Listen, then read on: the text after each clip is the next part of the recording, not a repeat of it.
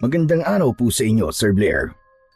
Ganun na rin po sa inyong mga giliw na tagapakinig at taga-suporta sa inyong YouTube channel. Tawagin niyo na lamang po ako sa pangalan na Lucio. Ako po ay may asawa na at siya po ay si Luisa. Meron po kaming isang anak at ang palayaw niya ay Bentot. Ang kwento pong aking ibabahagi ay nangyari taong 1993. Panahong ako ay 45 pa lamang. Ang aking asawa noon ay edad 37 at ang aking anak ay edad 12. Hindi po namin makakalimutan ang bagay na nangyari nang kami ay naninirahan pa lamang sa isang baryo sa Mindanao. Dito po nasubok ang aming pamilya at baryo sa mga nilalang na halos ubusin na ang lahat ng bata na namumuhay lamang ng matiwasay sa aming baryo. At muli, ito po ang aming kwento. Mahal, nakahanda na mga dadalhin natin.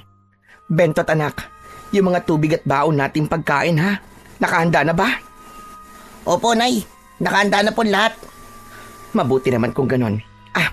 Bentot anak, nasan ba ang tatay mo? Nakahanda na ang lahat ng panlinis bakit hanggang ngayon? Wala pa rin siya. Nasa taas po, Nay. May kinakalikot po dun sa lumang kahon.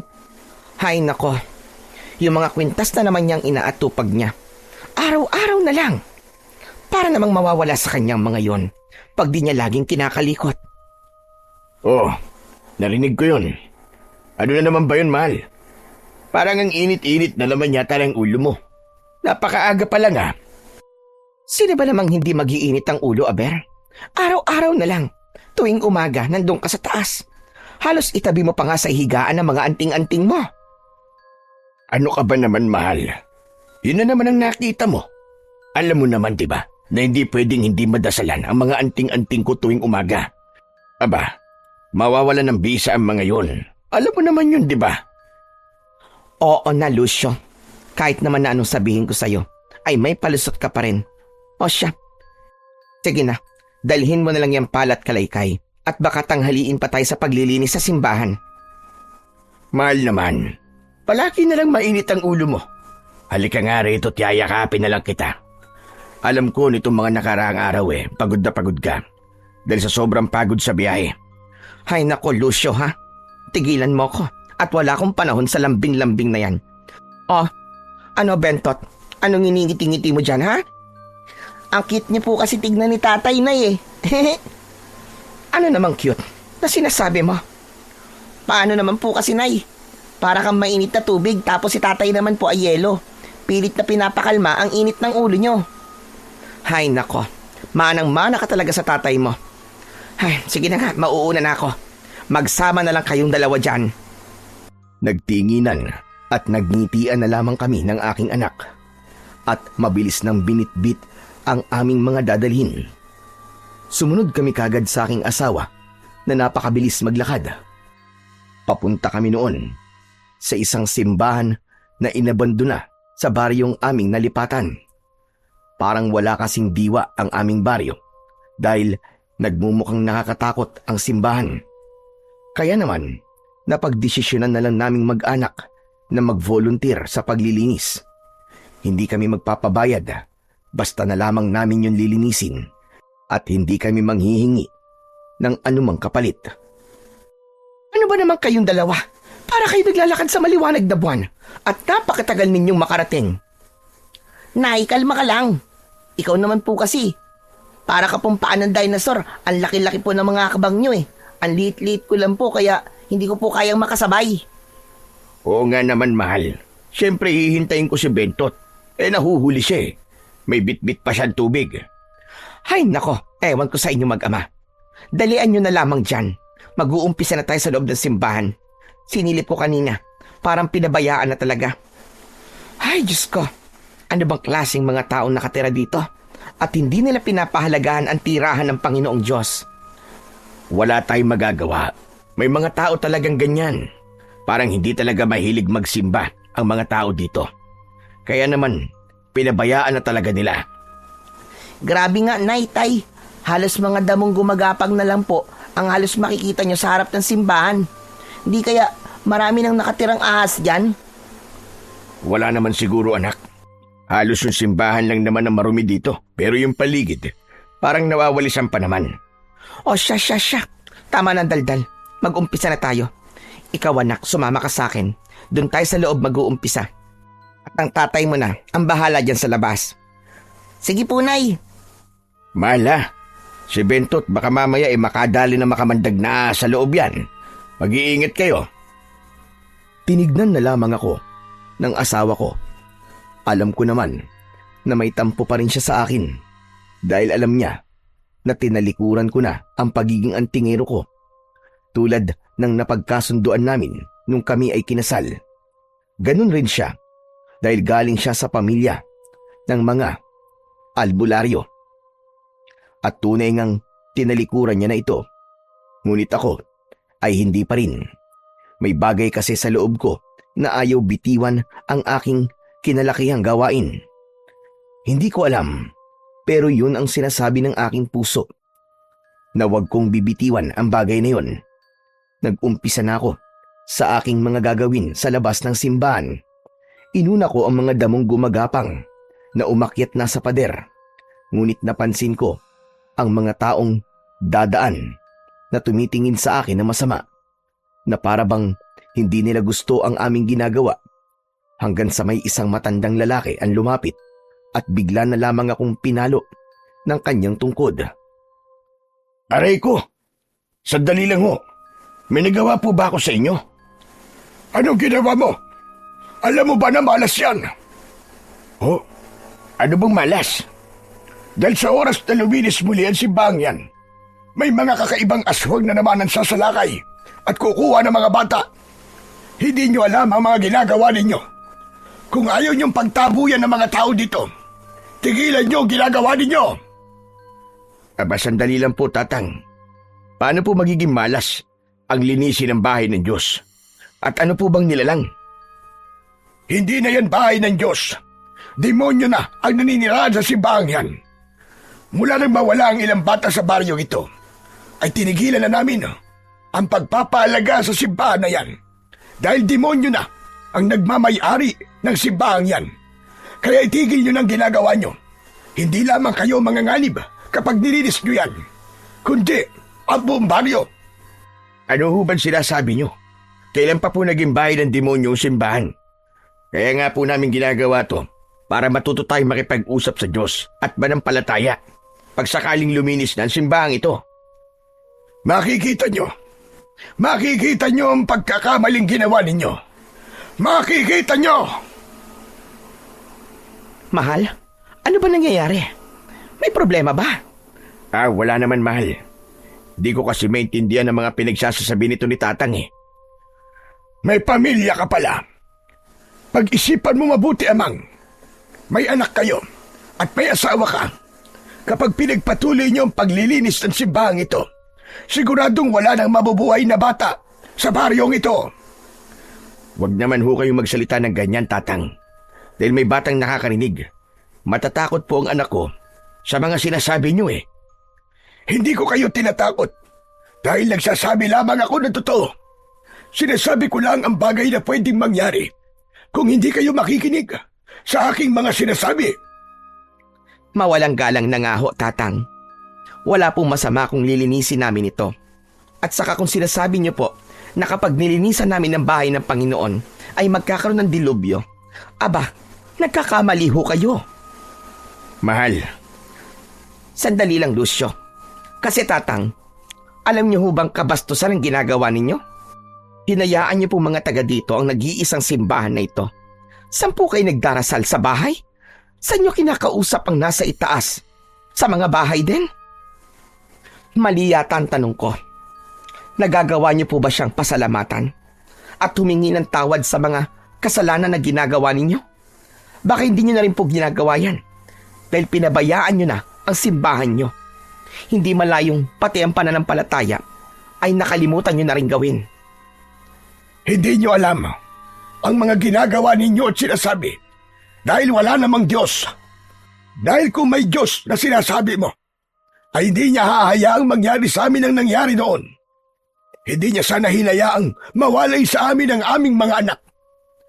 Kaya sa oras na matapos at malinis ito yan, at nagbalik ang kampo ng kadiliman, sisiguraduhin namin sa inyo na kayo ang pagbibintangan namin. Nagulat na lang ako dahil masyadong nagagalit ang matandang lalaki na yon sa aming mga ginagawa. Matapos niyang magsalita, ay ipinalo pa niya sa lupa ang tungkod na kanyang hawak. Kaya nang makaalis ang matandang yon, ay humarap ako sa asawa ko. Luisa, bakit mo naman ginawa ang bagay na yon? Ang alin ba? Ang ipagtanggol ang katotohanan? Masyado naman kasing mainitin ang ulo mo eh. Hindi ba pwedeng kausapin mo na lang siya ng mahinahon? Hindi yung dinadaan mo sa init ng ulo. Maayos ko naman siya kinausap, Lucio. Alam mo naman ang pamamaraan ko ng pagsasalita, hindi ba? At kung paano ako tumingin. Ewan ko sa'yo, mahal. Nay, Tay, ano po yung sinasabi ng matanda? Wala yun, anak. Tara na. Bumalik na tayo sa paglilinis sa loob. Halika na. Hindi ako nakaramdam ng masama dahil sa paglilinis namin ng simbahan. Nakaramdam ako ng kaba dahil sa mga halimaw na sinasabi ng matanda at tungkol sa mga batang nawala noon at nawalay sa kanila. Hindi na ako makabalik sa sarili ko. Habang nag-aalis kasi ako ng mga damo sa paligid ng simbahan, ay di ko maiwasang mapaisip. Lucio, mahal. Tama na muna yan. Dito na tayo sa gilid ng simbahan. May lamesa at mga upuan doon. Kumain na muna tayo. Sige, mahal. Susunod ako. Si Bentot ba nasaan? Nauna na doon. Wawalisin niya raw at pupunasan ng mga upuang bato at lamesa. Sumunod ka na lang sa akin, ha? Sige, mahal. Susunod na ako. Binitiwan ko ang itak na aking hawak. Nagpagpag ako ng kamay at mabilis na sumunod sa aking asawa. Pagdating doon, naabutan ko ang anak ko at ang asawa ko na inihahanda na ang aming mga kakainin. Aba, masarap yata ang niluto ng mahal ko ngayon Aba, oo naman, Tay. Si nanay pa ba? Alam mo naman magaling magluto si nanay, di ba? Tapos, paborito pa natin. Kalderetang itlog ng pugo. Ayan ka na naman, Bentot, ha? Tanghaling-tanghali Pambobola mo na naman ang pinapairal mo. Manang-mana ka talaga sa tatay mo, hay? Parehong-pareho kayo. Aba, nananahimik ako rito. Ako na naman ang nakita mo. Ay, oo naman. Hindi ba't sa mga pambobola mo rin noon? Kaya mo ako napaibig? Naku, mahal. Kung ang tinutukoy mo yun dati, lahat ng yun ay totoo. Walang halong pambobola doon. Totoo naman kasi na kakaiba ang angkin mong kagandahan. Ay, sos, Lucio. Kumain ka na lang dyan at gutom lang yan. Si nanay talaga ayaw pa kasing maniwala. Totoo naman po kasing ang ganda-ganda niyo kahit may pagkamasungit po kayo. Ikaw rin, Bentot. Gutom na at pagod lang din yan. Kumain ka na lang din dyan. Masyado niyong pinaiiral yung tinatago niyong kalupitan sa pambobola. Ay nako, makakain na nga lang. Hindi naman maitatanggi na maganda naman talaga ang aking asawa. Masungit nga lang. Makikita ko naman na kahit itinatanggi niya yun, ay ngumiti lang siya sa tuwing sinasabi ko ang bagay na yon. Matapos naming kumain at makapagpahinga, ay napagpasyahan naming magkakasama na lang kaming maglinis sa loob ng simbahan para mas mapabilis kami.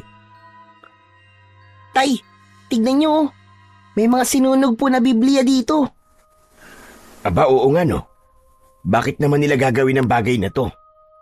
Masyado naman yata nilang binabasto sa mga salita ng Diyos. Nakita ko na rin yan kanina. Kaya, di mo ko masisisi. Bakit gano'n na lang ang sinabi ko sa matandang yon? Ewan ko ba?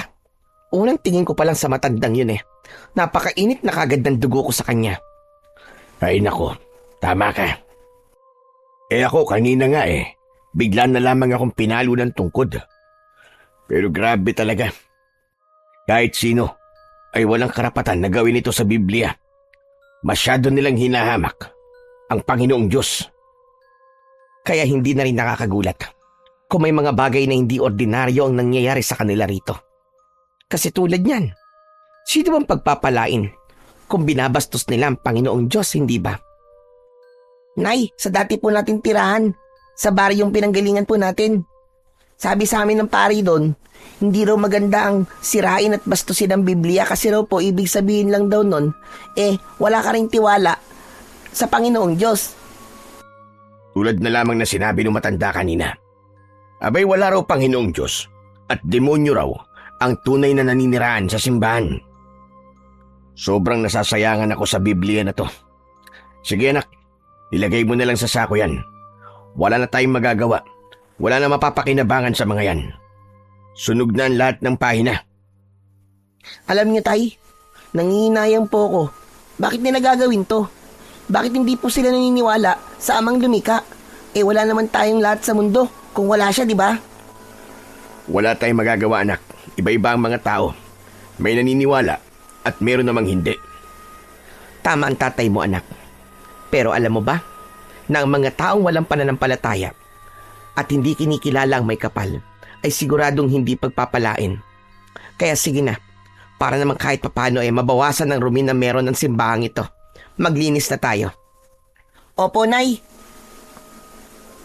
Umiling na lamang ako habang nakatingin sa aking asawa na halata rin ang pagkadismaya dahil sa mga nakita. Lumapit ako sa kanya at hinawakan ang kanyang kamay. Sabay naman nun ang kanyang pagbuntong hininga. Uupo ka na muna riyan, mahal, kung pagod ka na. Hindi naman ako pagod, mahal. Nangihinayang lang ako sa mga tao dito. Kung nakakaranas pala sila ng mga bagay na hindi ordinaryo, dapat sana mas lalo silang maniwala sa Panginoong Diyos. Hindi ba nila alam na pagsubok lang ang mga binibigay sa kanila? Pero imbis na manalig, hinayaan lamang nila na magkaganito itong simbahan. Hayaan mo na, mahal. Balang araw, malalaman din nila ang mga pagkakamali nila. Balang araw maiintindihan din nila. Kaya wag mo na lamang problemahin ang bagay na yan. Ang mahalaga, nandito tayo at hindi humihingi ng anumang kapalit. Malinisan lamang ang tahanan ng ating Panginoong may kapal. Tumango na lamang ang aking asawa at habang isinasako ng aking anak ang mga natira sa mga sinunog na Biblia, ay tinulungan ko naman si Luisa sa pagpupunas ng mga upuan. Lumipas lang ang ilang oras ay nagpasya na kaming maglakad pa uwi. Itinago na lang namin doon ang pala at kalaykay at balak naming bumalik na lamang kinabukasan. Maliban sa mga kalaykay, mahal, wala na ba kayong naiwan sa simbahan? Wala na, mahal. Dala naman namin ni Bentot ang mga gamit na nadala natin kanina. O siya, akin na yung bit-bit mo, mahal. Pati na rin ikaw, Bentot. Itak lang naman ang dala ko Salamat, mahal. Ay, nako. Grabe. Sulit talaga ang pagod, ano? Lalo na alam naman natin na may dahilan ang pagpapagod natin at bukal pa sa kalooban ang ating ginagawa. Tama ka dyan, mahal ko. Sana balag araw magkatotoo mga sinabi ko kanina. Na sana maintindihan ng mga tao rito ang kanilang pagkakamali. At wala namang mali sa ginagawa natin. Sana nga, Lucio. Pero sarado ang mga utak nila. Hindi nila yon maiintindihan panigurado. Hala, Nay, Tay, tignan niyo po May nagkakagulo po doon. May nagkukumpulan tapos may mga sumisigaw. Aba, oo nga no. Tara, lapitan natin. Wag na, Lucio. Nakita mo naman kung paano tumingin ang mga tao sa atin kanina, di ba? Gusto ko lang naman tignan, Luisa. Baka may problema at makatulong tayo. Hinawakan ko ang kamay ng aking mag-ina. Nilapitan namin ang mga nagsisigawan at nagkukumpulang mga tao. Nakita namin doon ang isang dalagang hinahawakan ng isang lalaki na kung titignan ay halos kasing edad ko lamang. Umiiyak ang lalaki habang nagkikikisay naman ang dalaga at may bumubulang itim na likido sa bunganga nito. Diyos ko, Ano ba nangyayaring ito? Tay, natatakot po ako. Huwag kang matakot, anak. Halika dito sa tabi ko. Lucio, anong gagawin mo? Hindi ko pinansin ang tanong na yun ng aking asawa. Sa halip ay nilapitan ko ang lalaking may hawak sa dalaga. Brad, mawalang galang na. Ano ba nangyayari sa kanya? Hindi ko alam eh. Bigla na lamang siya nagkaganyan. Nung una, agad naman siya naging maayos pero ngayon ay hindi. Buwan ko siya kanina. Nanggaling kami sa labas ng baryo. Dinala ko siya sa ospital. Hindi kami tinanggap dahil mukha raw kaming walang pambayad. Hindi ko na alam ang gagawin ko sa anak ko. Diyos ko, hindi maganda to. Mukhang masamang elemento gumawa nito sa kanya. Sumama kayo sa bahay. Albularya ang asawa ko. Baka may maitutulong kami. Pakiusap, tulungan niyo kami. Kahit na anong kapalit gagawin ko para lang maging maayos ang anak ko. Sige, magmadali kayo. Paraanin niyo siya. Kailangan maagapan kagad ang nangyari sa bata. Anak, mauna ka. Ituro mo sa kanya ang direksyon ng bahay. Kakausapin ko lang ang nanay mo habang naglalakad. Sige po, Tay. Sige po, Manong. Tara na po. Naunang naglakad ang aking anak at ang mag-amang gusto kong tulungan. Ngunit nang lingunin ko ang aking asawa, napakasama ng tingin niya sa akin. Narinig niya pala ang mga sinabi ko sa lalaking gusto kong tulungan. Ano yun, Lucio? Anong pinagsasabi mong tutulungan? At albularya ako. Mahal, teka lang naman. Huwag ka naman magalit. Sige na. Alam ko naman na kahit na tinalikuran mo ng pagiging albularya, kayang-kaya mo pa rin. Naririnig mo ba mga sinasabi mo, Lucio? Hindi ka muna kumonsulta sa akin bago mo ako pinangunahan. Nag-aagaw buhay na ang anak niya, mahal. Pakiusap naman. Tulungan natin sila. Baka dahil dito mapabalik natin sila sa pananampalataya sa Panginoon. Baka dito natin maumpisan na pabalikin sila sa kalooban ng Diyos. Alam mo ikaw, hindi ka talaga marunong tumupad sa mga pangako mo. Nung ikinasal tayo, nangako ka sa akin, natatalikuran na natin ang mga dati nating buhay. Pero ano nangyayari ngayon? Pasensya ka na kung ganun, mahal. Alam mo naman na hindi ko talaga kaya. Pumayag lang ako noon kasi mahal na mahal kita. Ayokong dahil sa pagiging antingero ko, maghiwalay tayo. Mahal mo nga ako, pero dapat matuto ka rin tumupad sa mga pangako. Bahala ka na nga sa buhay mo. Hindi ko gigisingin ang pagiging albularya ko dahil matagal ko nang tinalikuran ang bagay na yon. Mahal naman. Pakiusap naman Ito na yung chance natin na makita ng mga tao na may himala at may Diyos. Makinig ka sa akin, mahal. Ito na yung chance natin para maparating natin sa kanila na kailangan natin ng pananampalataya sa buhay. Yung pagiging albularya mo ang magiging tulay natin para magbalik loob sila sa may kapal. Pakiusap naman, mahal, kahit ito lang. Hindi ako tinignan ng asawa ko. Sa halip ay nagmadali siyang naglakad. Alam ko naman sa sarili ko na gusto niya talaga ng normal na buhay. Ngunit dahil hindi ko kayang makakita ng mga taong nahihirapan, ay hindi ko magawang talikuran ang aking katungkulan bilang isang antingero. Sumunod ako sa aking asawa at alam ko na hindi ko siya mapipilit. Kaya naman, nag-alala ko sa anak ng lalaking gusto kong matulungan. Nang makarating kami sa bahay, nadatnan namin doon ang lalaki katabi ang anak niyang dalaga na hindi pa rin tumitigil sa pagkikisay. Ngunit nalampasan lamang sila ng aking asawa at umakyat sa aming tulugan. Anong gagawin natin? Pakiusap. Tulungan niyo ang anak ko. Huwag kang mag-alala. Tutulungan namin ang anak mo. Diyan ka lang at kakausapin ko lang ang asawa ko. Diyos ko, ngayon pa lang ay nagpapasalamat na ako sa inyo. Tinanguan ko lamang ang lalaking nasa aking harapan. Tatayo pa lang sana ako, pero bumalik na ang asawa ko galing sa itaas.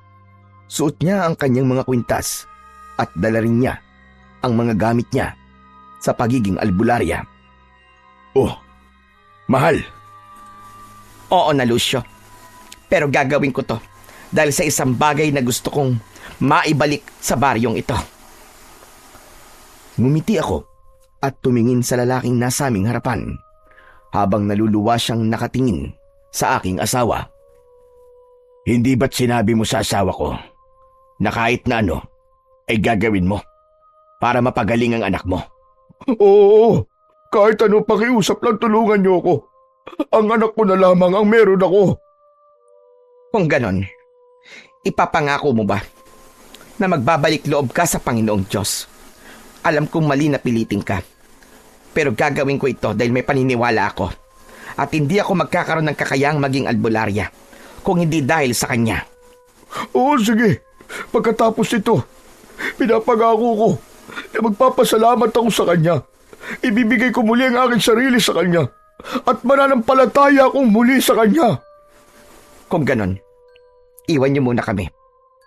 Kailangan kami lamang ang nandito at walang ibang taong nakakakita ng aking gagawin upang maging mas mabisa ang panggagamot ko sa Kanya. Magtiwala ka sa asawa ko at magdasal. Sa likod muna tayo ng bahay. Bentot anak, ipagtimpla mo kami ng kape at sumunod ka na lamang sa likod ng bahay natin. Opo, Tay. Lumabas kami ng bahay at pumunta sa likod. Doon ay pinaupo ko siya sa aming upuang mahaba.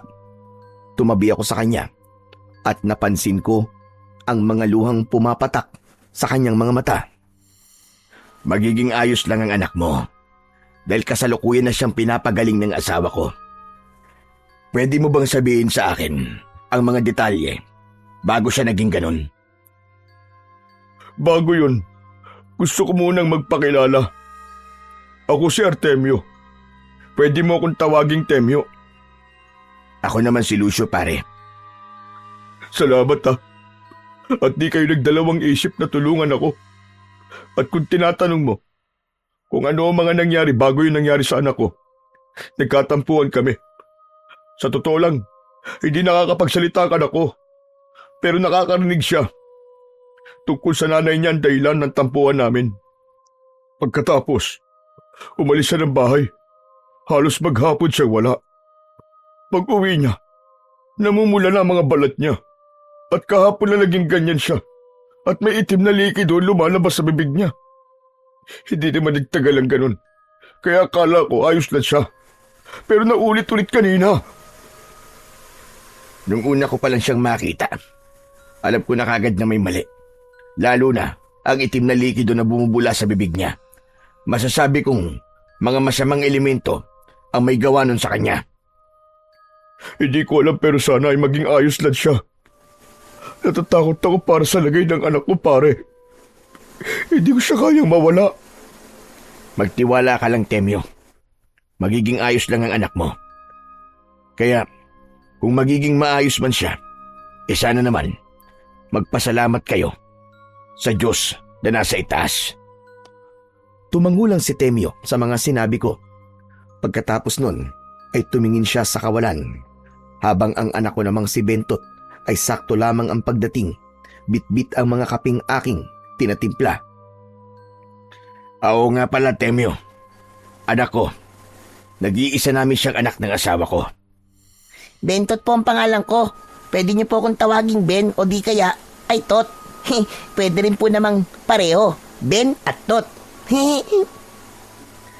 Grabe ang pamilya niyo. Halatang masigla at masiyahin. Dahil yun sa pananalig namin at paniniwala. Kahit na anong pagsubok ang pagdaanan namin, nalalampasan namin sa tulong din ng Panginoong Diyos. Siguro nga, nasa tamang panahon na rin para magbalik loob kami.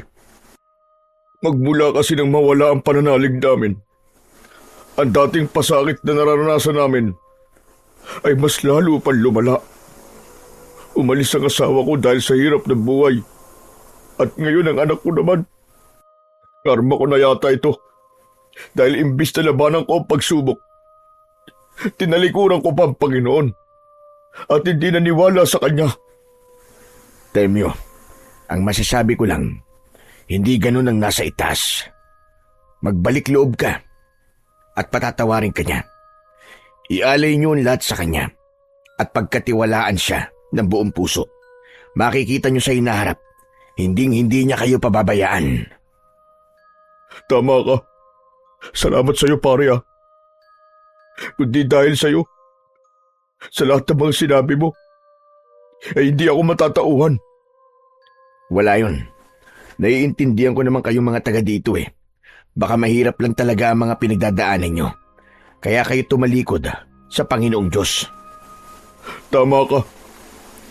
Maliban sa akin, dumanas din ang kahirapan ng baryong ito. Bagong lipat lang kami noon ng asawa ko at pinagbubuntis niya pa ang anak namin. Nalaman namin na ilang taon nang nakalipas, may mga sumalakay raw dito sa baryong ito ng mga halimaw na hindi nila malaman kung ano. Madami daw ang mga batang kinuha. Kasama na doon ang anak ni Lolo Taling. Binatilyo na ang anak niya nung panahong yun. Ang sabi nung iba 16 na raw. Ngunit nasama pa rin ito sa mga kinuha. Magmula daw ng araw na yun, kinumbinsi niya ang lahat na walang Diyos. Dahil kung may Diyos daw, ay hindi sila nito pababayaan. Pero malalim pa noon ang pananalig namin. Ngunit nang mag-umpisa na ang kamalasan sa ani at halos wala na kami makain kahit nagtatrabaho naman ako, wala pa rin nangyayari. Kaya naman, napasama na kami sa mga taong walang paniniwala at tumalikod sa Panginoon. Yung bang Lolo Taling na sinasabi mo yung matandang may hawak na tungkod na may malaking peklat sa muka. Tama ka, siya nga yun. Kaya pala ganun na lamang ang galit niya nang makita kaming nililinis namin ang simbahan. Ayaw niya sa mga tao may paniniwala sa Panginoon dahil para sa kanya ay malas sa mga taong ganun. Nagkakamali siya, Temyo. Dahil ang paniniwala sa Diyos ang siyang pinakaimportante sa lahat.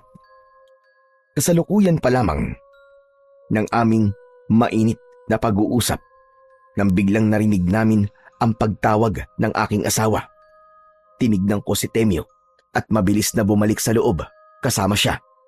Nakita namin doon ang anak niyang nakaupo na at normal na ang lahat. Diyos ko, anak ko! Salamat naman! Ayos ka na, anak! Hindi ko alam kung paano kayo pasasalamatan. Pero bilang kapalit, nangangako ako na buong pusong magbabalik loob kami sa Panginoon. Diyos ko, maraming salamat po, Panginoon. Pinanood lang namin si Temyo na sobrang saya nang makita ang kanyang anak na maayos na ang kalagayan. Lumipas pa ang ilang sandali, nagpaalam na siya kasama ang kanyang anak. Matapos nun ay sinundan ko ang aking asawa na paakyat ng muli sa aming tulugan. Mahal, maraming salamat ha. Dahil ginawa mo ang bagay na yun. Ay nako, ano pa nga bang magagawa ko? Pero sana, dito na nga mag-umpisa ang lahat. Sigurado yun, mahal. Nakita niya ang isang himala, mahal ko. Dahil kung ako ang tatanungin, kung wala ka bilang albularya, sigurado kong wala ng pag-asang maisalba ang dalagang yon.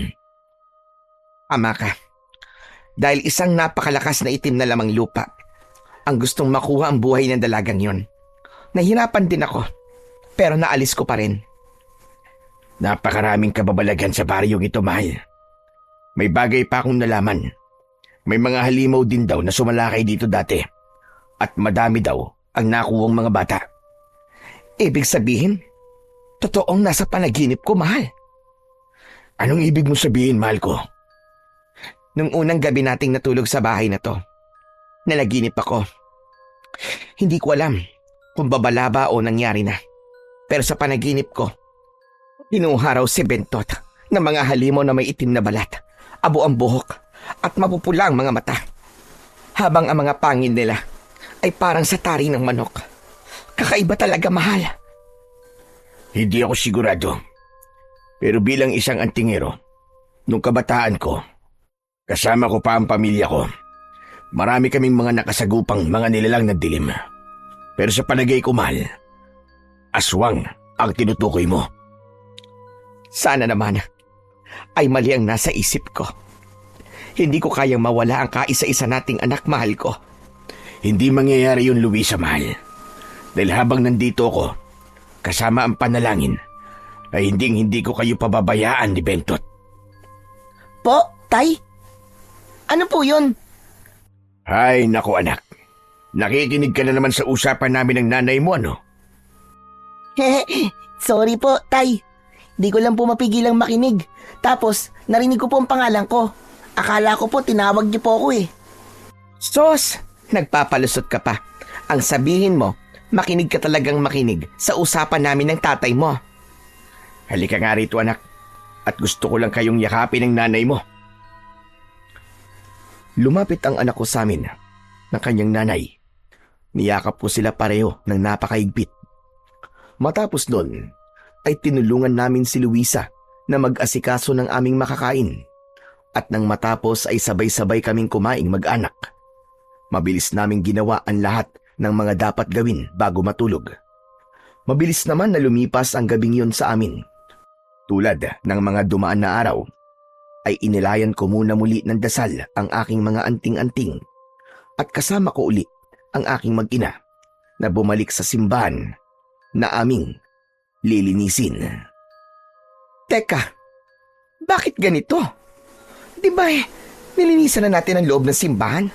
Bakit may mga kalat-kalat na namang mga tuyong dahon? Tsaka Nay, para pong sinadya oh. Kung sino man ang gumawa nito, ay siguradong ayaw niyang malinisan ang simbahan. Pero hindi tayo papatalo. Ngayong araw, ay tatapusin natin ang paglilinis ng simbahan.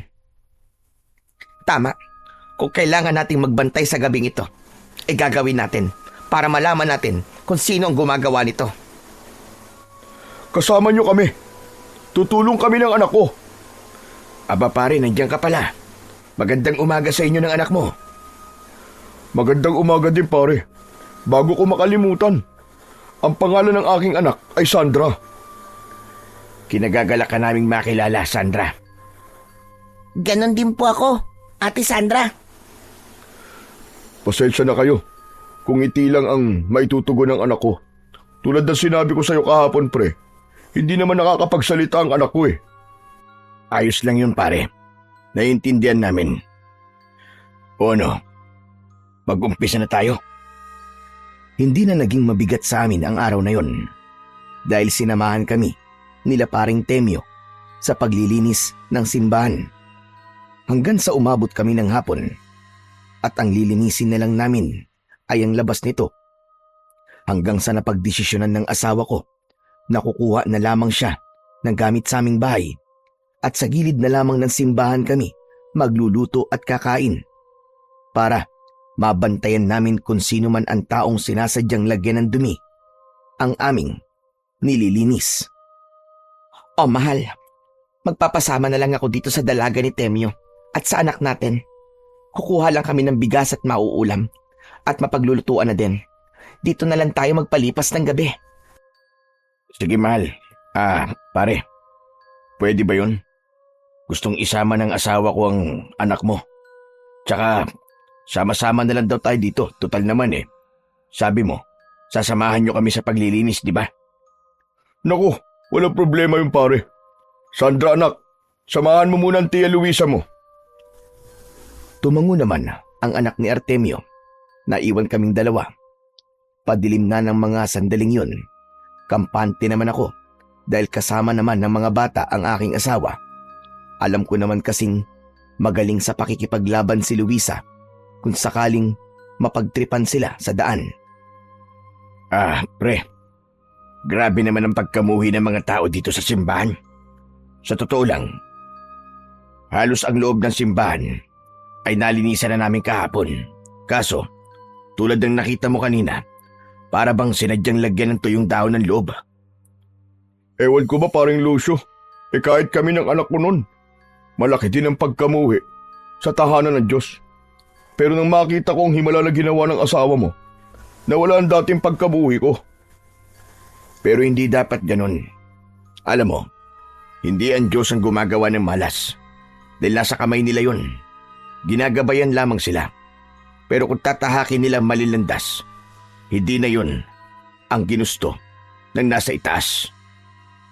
Hayaan mo pare, darating din ang panahon na matatauan ng mga tao rito sa pagkakamali nila. Tulad ko. Sana nga pare, kasi hindi rin maganda na wala silang pananampalataya sa Panginoon. Buti nga't dumating kayo eh. Balak na kasing ipagiba ni Lolo Taling ang simbahang ito. Pero sa palagay ko ay mauudlot yun. Kahit bago lamang kami sa baryong ito, ipaglalaban ko pa rin ang tama. Walang karapatan ng sino man na bastusin ang tahanan ng Panginoon. Napalalim ang pag-uusap namin ng mga oras na yon. Hanggang ang matanda kahapong nakausap ko ay nakita namin sa harap ng simbahan at napakasama ng tingin niya sa amin. Pati ba naman ikaw, Artemio, ay nagpapalinlang? Mawalang galang na ho. Wala pong panlilinlang na nagaganap. Tama ho si Lucio. Buong puso ko pong tinanggap ang pagbabalik loob sa ating amang lumikha. Walang lumikha! Walang Diyos! Yan ang lagi ko sinasabi sa inyo. Dahil kapag nalalagay tayo sa panganib, mga sarili lang din natin ang inaasahan natin. Hindi naman tayo natutulungan ng Diyos na sinasabi ninyo. Nagkakamali ho kayo. Binibigyan tayo ng pagsubok ng Panginoon. At alam niya, nakakayanin natin yon. Pinatatatag niya lamang tayo. Pero iba ang ginawa ninyo. Imbis na tanggapin niyo siya ng buong puso, anong ginawa niyo? Tinalikuran niyo siya at idinamay niyo pa ang lahat ng tao sa baryong ito. Wala kang alam! Wala kang alam! Hindi mo alam ang mga nadanasan ng baryong ito. Kaya huwag kang magsalita na parang alam mo lahat. Siguro tama nga kayo na wala akong alam sa mga nangyari sa baryong ito. Pero isa lang ho ang nasisigurado ko. Na mali kayo ng piniling paniwalaan. Lolo Taling, pag-isipan niyo ho ng mabuti. Mag-umpisa na po kayo magbalik loob sa Panginoon. Dahil napatunayan ko po na merong Diyos. Ang anak ko po na nag-aagaw buhay. Nagawa po nilang pagalingin at maayos na ang lagay ngayon. Totoo po, maniwala kayo sa akin. Huwag kang magsalita ng kalokohan. Hindi totoo ang himala. Habang umiinit ang pag-uusap namin ng mga oras na yon, sabay-sabay kaming napalingon dahil narinig namin ang sigawan ng mga tao na natatakot at umiiyak.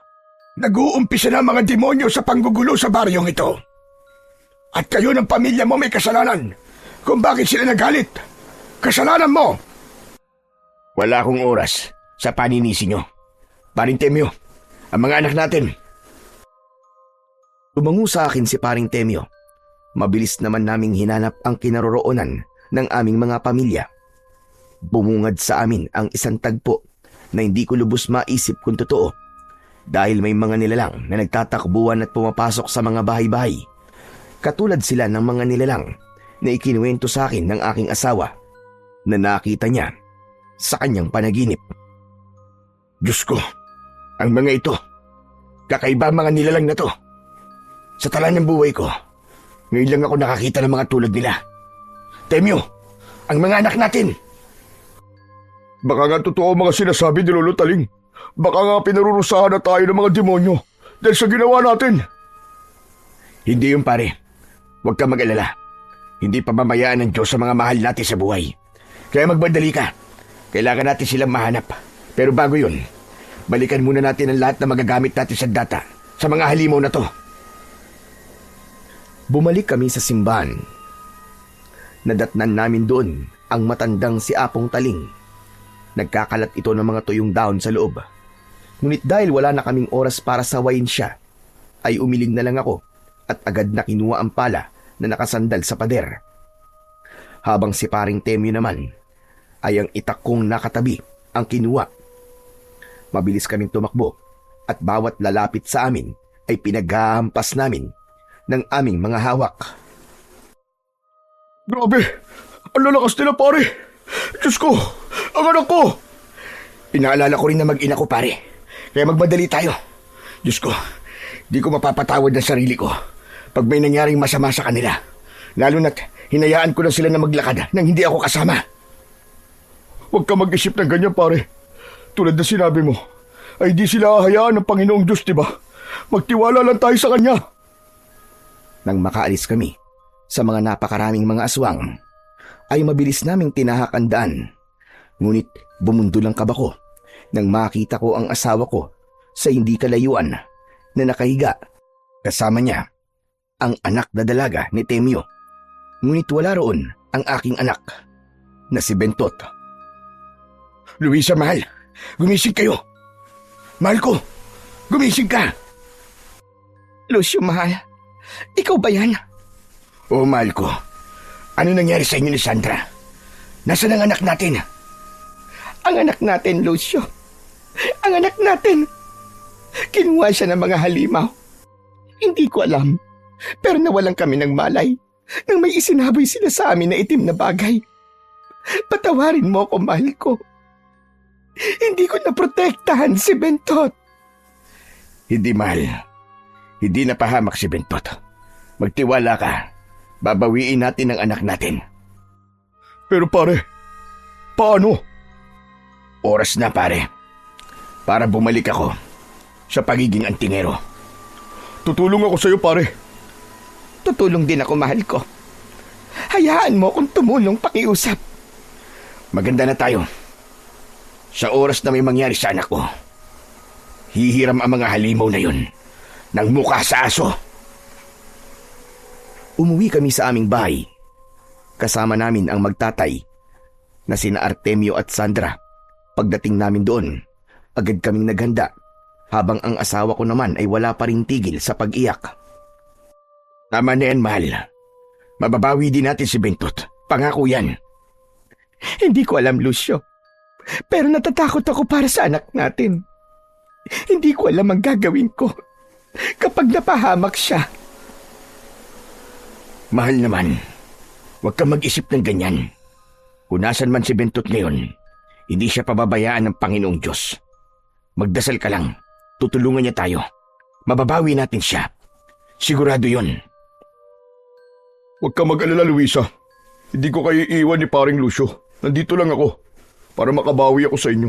Lalo na't ang anak niyo naman ang nasa panganib. Hindi ko kayo iiwan. Tutulungan ko kayo magdasal at sasama ako sa anumang plano ninyo. Salamat sa iyo, Temyo. Maraming salamat. Hindi pa man kami tuluyang nakapaganda. May mga tao na ang nagsisisigaw sa labas. May mga hawak silang kahoy na may apoy at pinangungunahan yun ni Apo Taling. Ano nangyayari? Teka nga, ano bang ibig sabihin nito, Apo Taling? Kung pinaniwalaan niyo lamang ako, hindi sila muling magbabalik sa baryo namin. Hindi sana mauulit ang mga nangyari doon. Kayong mag-asawa ang may kasalanan nito. Walang may gusto sa mga nangyayari ito. Pinalaan ko na kayo nung unang araw ng paglilinis ninyo. Pero hindi pa rin kayo nakinig. Kaya kung akala mo ay wala kang kasalanan, nagkakamali ka. Kayo ang dapat nasisihin. Kayo lamang at wala nang iba pa. Tumigil ka na, tanda. Wala kaming kasalanan. Dahil ginawa lang namin kung ano ang tama. Biglaan lang ang pagdating o pagbabalik nila. Huwag niyo kaming sisihin. Mga kababaryo, tama mag-asawa, wala silang kasalanan. Ang gusto lamang nila ay magbalik loob tayo sa Panginoon at malinisan ang simbahan. Maganda mga gusto nila mangyari at walang dahilan para sila ang sisihin ninyo. Isa kang patemyo. Nagtaksil ka sa baryo. Nakita mo lang na gumaling ang anak mo. E naniwala ka na kagad sa kanila. Dahil sa mga ginagawa ninyo, na wala mga bata sa baryo nang dahil sa inyo, kinuha sa mga tao dito ang kanilang mga anak. Nagsigawan ang mga tao at halatang sumasang-ayon sila sa sinabi ng matanda. Ngunit ramdam ko sa asawa ko ang inis at galit nito. Mawalang galang na ho sa inyo. Hindi lang sila ang kinuhanan ng anak. Dahil pati ang anak namin ay kasama sa mga kinuha. Kaya huwag kayong umarte na parang kayo lang ang biktima rito. Nangyari yan dahil sa kagagawa ninyo. Hindi mawawala ang anak ninyo kung hindi rin dahil sa inyong dalawa. Pigilan mo ko, Lucio. Papatulang ko na talaga ang matandang ito. Hindi lang ho kayo ang namumroblema. Tulad na sinabi ng asawa ko, kasama ang anak ko sa mga kinuha. Pero gagawa kami ng paraan para mabawi silang lahat. Paano? Paano nyo gagawin yon? Eh wala nga kayong nagawa para protektahan ang anak ninyo. Tapos nangangako kayo ngayon na mababawi sila. Sinong niloko nyo? Hindi ka talaga titigil, ha? Sandali lang at maghintay kay Jan. Kami ang sinisisi nyo, ha? Luisa, sandali, anong gagawin mo? Luisa! Parang awa nyo na po, umalis na kayo. Tulad naman na sinabi ko, kahit di nyo ako pagkatiwalaan, ay sisiguraduhin ko pong hindi ako titigil hanggat hindi na babawi ang mga bata. Umalis na kayo, pakiusap.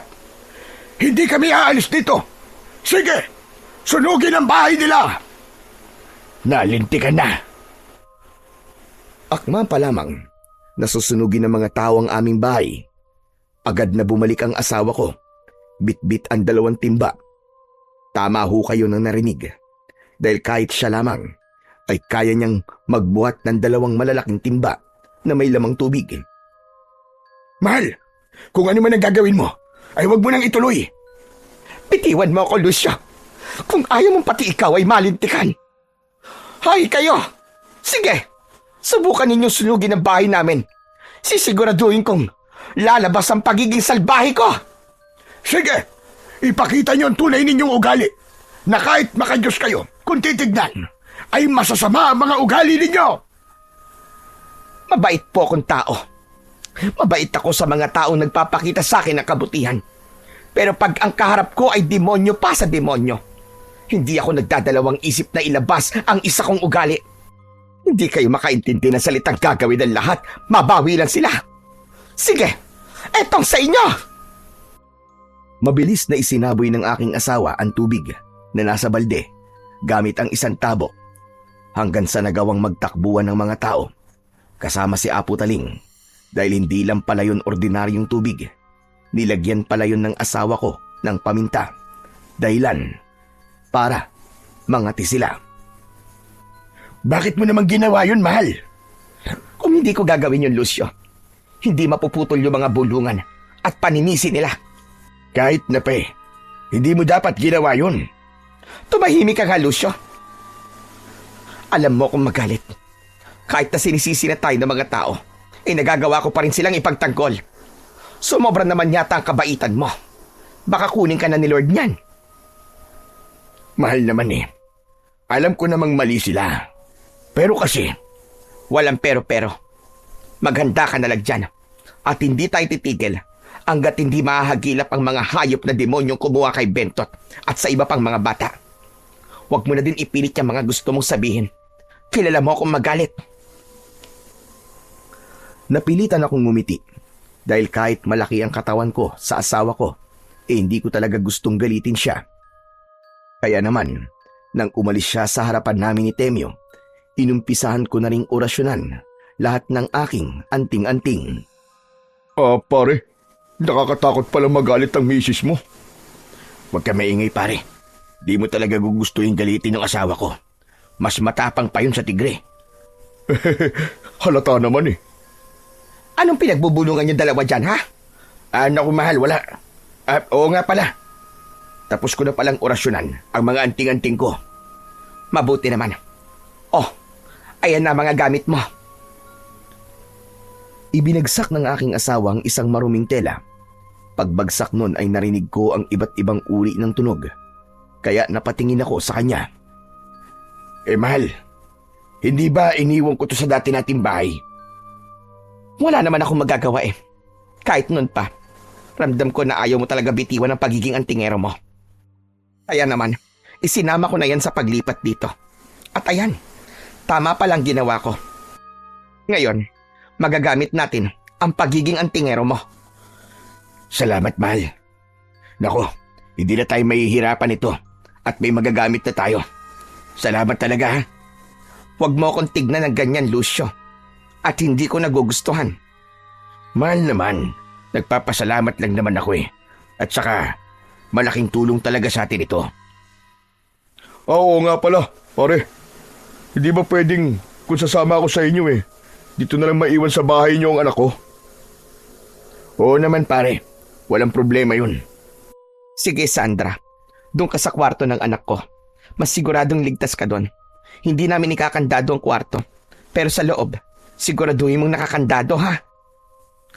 Tumango naman ang dalaga at hinatid na siya ron ng aking asawa Iniwanan niya rin yun nang makakain. Kaya naman nag-asikaso na kami.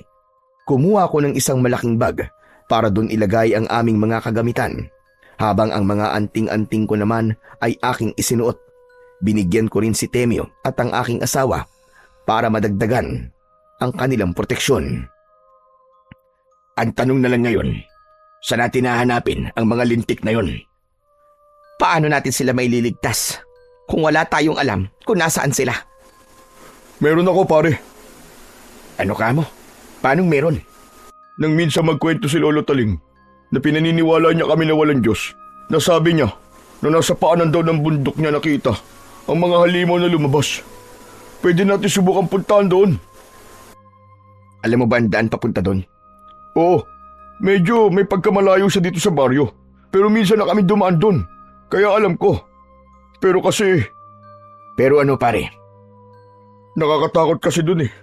Pag dumaraan ka, alam niyo ba yung pakiramdam na parang may mga matang nakatingin? Ganun. Kaya pag dumadaan kami doon, aba talaga namang nangingilabot kami. Kung ganun, doon tayo magpupunta. Sige, maglakad na tayo. Ngunit bago pa kami naglakad, ay nagbigay muna kami ng isang habilin sa anak ni Temyo na huwag siyang lalabas doon. At nagpatuloy na kaming tatlo. Habang naglalakad kami, ay may mga nadadaanan pa kaming mga tao. Tulad ng dati, ang mga tingin nila ay matatalim na para bang wala kaming ginagawang maayos.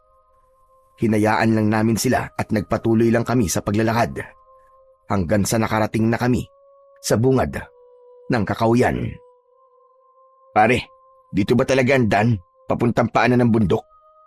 Oo, dito kami pumapasok pag kukuha kami ng mga tuyong kahoy. Tapos dadaan na kami sa malapit sa paanan ng bundok. Hindi maganda ang pakiramdam ko, mahal. Parang may nagsasabi sa akin na delikado rito. Pero kung hindi natin gagawin ito, malalagay sa panganib ang mga bata. Kasama na roon ang anak natin. Alam ko naman yon. Pero sakto na ba ang paghahanda natin? Hindi na dapat tayo mag-aksaya ng oras. Kailangan kumilos na kagad tayo. Dahil ayon sa mga nakita kong nilalang, hindi sila ordinaryo. Masasabi kong isang uri sila ng aswang. Pero alam nyo ba, yung parang kakaiba silang uri. May nabanggit sa akin ng lolo kong albularyo nung bata pa ako. Kinikwento niya sa akin ang bawat uri ng mga aswang, mahal. Kung titignan, isa sila sa mga kakaibang uri ng aswang. Agarban, mahal. Yun ang tawag sa kanila. Oo nga, tama ka. Sila mga uri ng aswang na nanggaling sa dugo ng mga agaras at sinaunang gabunan. Teka, aswang? Hindi naman sila totoo? Nagkakamali ka, pare. Sa tagal ko naging antingero, iba't ibang uri na ng aswang. Ang mga nakasalamuha ko, may tik-tik, wakwak, at marami pang iba. Pero ang mga makakalaban natin ngayon, nanggaling sila sa pinakamalalakas na lahi ng aswang. Tama. Pasensya na kung naudlot ang paglalakad natin dahil sa kaduwagan ko. Tara na, maglakad na tayo uli. Grabe, parang natakot naman ako sa mga sinabi nyo. Mga aswang pala ang nilalang na umatake kanina. Pwede ka namang umatras, pare, kung natatakot ka. Kaya naman namin ng asawa ko, kahit kami lang dalawa. Naku, hindi pare. Takot lang ako pero wala naman ako sinabi na atras ako. Tara na, pare. Naglakad na kaming muli. Pagpasok pa lamang naming tatlo sa Kakawyan, ibang bigat na agad ang aming naramdaman. Lalo na ang aking asawa dahil siguro sa pagiging albularya niya at kaalaman niya. Luisa, mahal ko, ayos ka lang ba? Bakit parang kanina ka pa hawak ng hawak sa dibdib mo? Ayos lang ako, mahal. Huwag ka mag-alala sa akin. Sadyang mabigat lang talaga nararamdaman ko habang papalapit na tayo sa paanan ng bundok. Gusto mo bang magpahinga muna ulit tayo? Ayoko, Lucio. Natatakot ako habang tumatagal. Nalalagay sa panganib ang mga bata at ang anak natin. Huwag ka mag-isip ng ganyan, mahal. Huwag kang mag-alala. Magiging maayos lang ang lahat. Tulad ng sinabi ko kanina, makukuha at mababawi natin si Bentot at ang iba pang mga bata. Natatakot lang talaga ako para sa kanya. Habang patuloy pa rin kami sa paglalakad, may mga kaluskos kaming narinig. At habang pabilis ng pabilis ang aming lakad, siya naman paglakas ng kaluskos. Kaya naman sinabihan ko na si paring Temyo at ang aking asawa na ihanda nila ang mga hawak nilang sandata dahil pakiramdam ko anumang oras ay may aatake sa amin. Diyos ko, gabayan niyo po kami, Panginoon. Bigyan niyo po kami ng lakas sa magiging laban namin. Huwag niyo po kaming pababayaan. Umaaligid lamang sila, pare. Maganda kayo. Pare, natatakot ako. Diyos ko, ano ba itong pinasok ko? Nakita kong napapapikit na si Temyo. Dala siguro ng takot. Masasabi ko na para na din kaming matalik na magkaibigan. Dahil kahit sandali pa lang kaming nagkakakilala, ay agad kaming nagkagaanan ng loob. Pambihira ka naman, pare, oh. Parang hindi ka lalaki sa ginagawa mo, ah. Mas nauna ka pang kumapit sa akin. Tignan mo nga ang asawa ko. Mas astig pang tignan sa'yo. Paano pare, natatakot talaga ako eh. Mas madami na sila nito kasi pupunta tayo sa lungga nila. Temyo, sinabi naman namin sa iyo kanina, kung gusto mong umatras ay pwede naman. Tapos ngayon, nagagaganyan ka. Pasensya na. Akala ko talaga kasi tapang ko na kayo eh. Alisin mo muna ang kamay mo, pare. Parang may aatake sa atin. Hindi ako makagalaw eh. Kung nakakapit ka sa akin na parang ikaw ang asawa ko. Ay, pasensya na pare, pasensya na. Hindi nga ako nagkamali dahil maya-maya lang ay may mga aswang na lumabas. Nagpaikot-ikot sila sa amin habang si Temi naman ay hindi ko maintindihan dahil kanina lang ay magkasama naming nilabanan ang mga aswang na nadaanan namin. Ngunit ngayon, daig pa niya ang babae. Ang malala pa, nawalan siya ng malay habang kami naman ay nag-uumpisa ng makipaglaban. Tignan mo tong taong to. Hindi mo maintindihan kung lalaki ba talaga o bakla. Diyos ko, bakit ngayon pa? Mag-focus ka lang sa mga kalaban natin, mahal. Kailangan natin tapusin itong mga halimaw na to para mabilis din tayo makadating sa paanan ng bundok. Sa palagay ko, natunugan nila ang pagdating natin. Kaya hinaharangan tayo ngayon.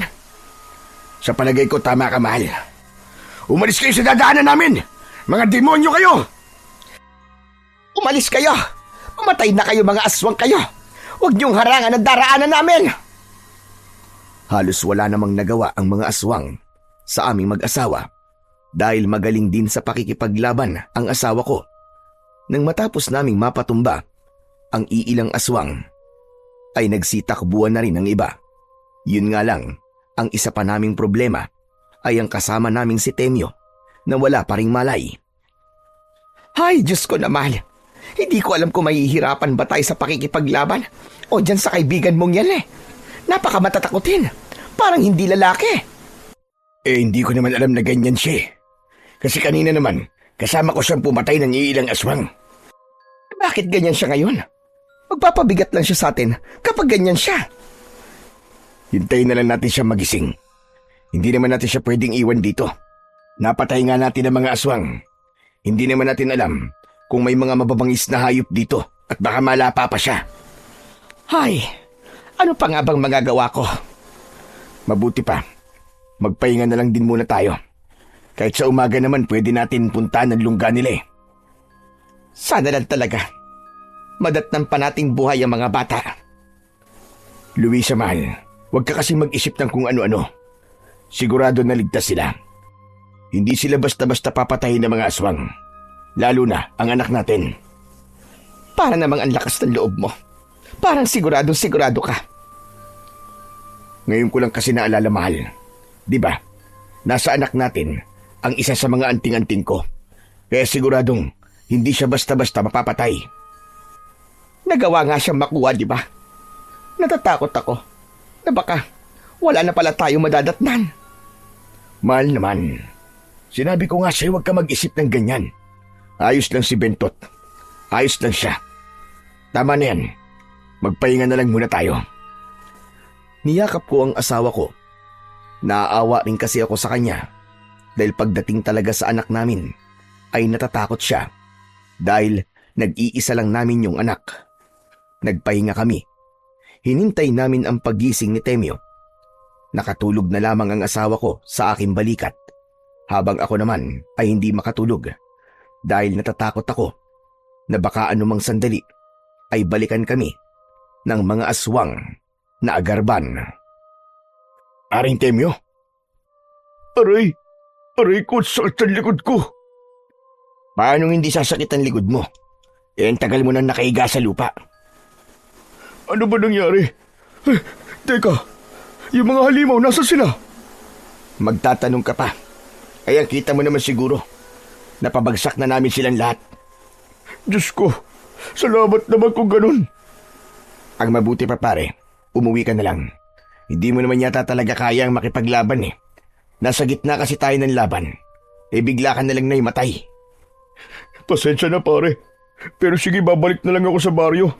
Tapos, itutuloy na lang namin ng anak ko ang naudlot natin paglilinis sa simbahan. Mabuti pa nga pare.